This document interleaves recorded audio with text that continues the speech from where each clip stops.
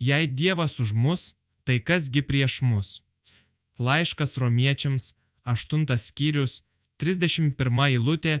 Norint įveikti baimę būtina tikėti, kad Dievas yra su tavimi ir už tave.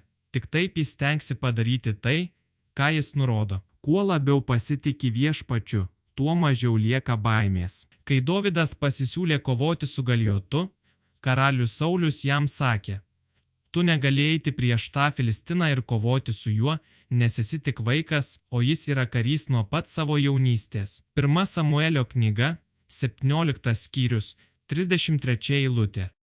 Dovydas į tai atsakė: Viešpats išgelbės ir nuo to Filistino. 1 Samuelio knyga, 17 skyrius, 37 eilutė. Žinok, kad gyvenimo audrose ir kovose esi ne vienas. Viešpats yra su tavimi. Kai tuo tiki, baimės slūgsta. Galbūt ne visuomet aiškiai žinosi, ką Dievas ketina daryti, bet gali nurimti ir atsipalaiduoti žinodamas, kad jis padarys tai, ką reikia ir tinkamu metu. Kai mąstai apie ateitį, nežinomybė gali bauginti. Tačiau į tai galima reaguoti dvejopai – pesimistiškai ir baimingai, arba su tikėjimu, tariant: ši kova Viešpaties, o jis savo kovų nepralaimi. Galbūt ne visuomet žinosi, kaip elgtis įtemptoje situacijoje, bet Dievas žinos. Jis viską žino dar prieš kam nors įvykstant. Jis turi iš anksto suplanavęs išeitį. Tiesiog ženk tikėjimo žingsnius, su pasitikėjimu statyk vieną koją prieš kitą ir leiskis jo vedamas. Tau nebūtina matyti Dievą ar jausti jį norint tikėti, kad jis yra su tavimi.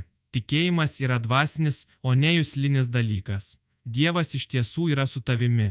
Tikėk tuo ir atsisakyk gyventi baimėje. Klausimai apmąstymui ir pritaikymui.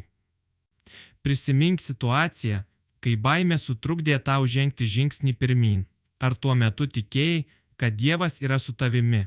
Kaip tas tikėjimas, arba jo stoka, paveikė tavo sprendimą? Dovydas žinojo, kieno pusėje kovoja, todėl nedvejodamas stojo prieš Galiotą. Kas yra tavo Galiotas šiandien? Kokios baimės ar iššūkiai atrodo per dideli? Ką reiškia šiandien pasakyti: ši kova Viešpaties? Šią savaitę pasirink vieną sritį, kurioje leisi Dievui vadovauti, užuot stengęsis viską kontroliuoti pats. Kiekvieną rytą trumpai stabtelk ir pasakyk: Viešpatie, vesk mane šiandien. Savaitės pabaigoje užsirašyk, ką pastebėjai. Pagalvok apie vieną žmogų savo aplinkoje, kuri šiandien gyvena baimėje ar nežinomybėje. Kaip galėtum jį paskatinti?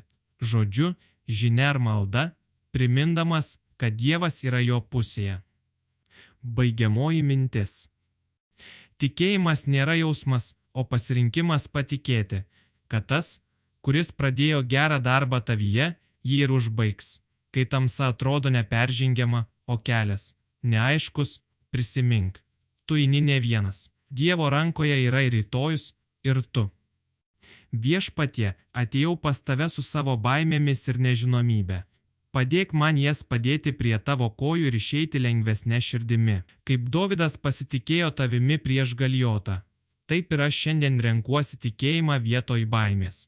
Tikiu, kad tu jau žinai išeiti ir vedi mane per tai, ko aš dar nematau. Dėkoju, kad visuomet esi su manimi, kad niekados nepaliksi ir neapleisi manęs. Vesk mane savo dvasia, kad kiekvienas mano žingsnis būtų tikėjimo žingsnis. Amen.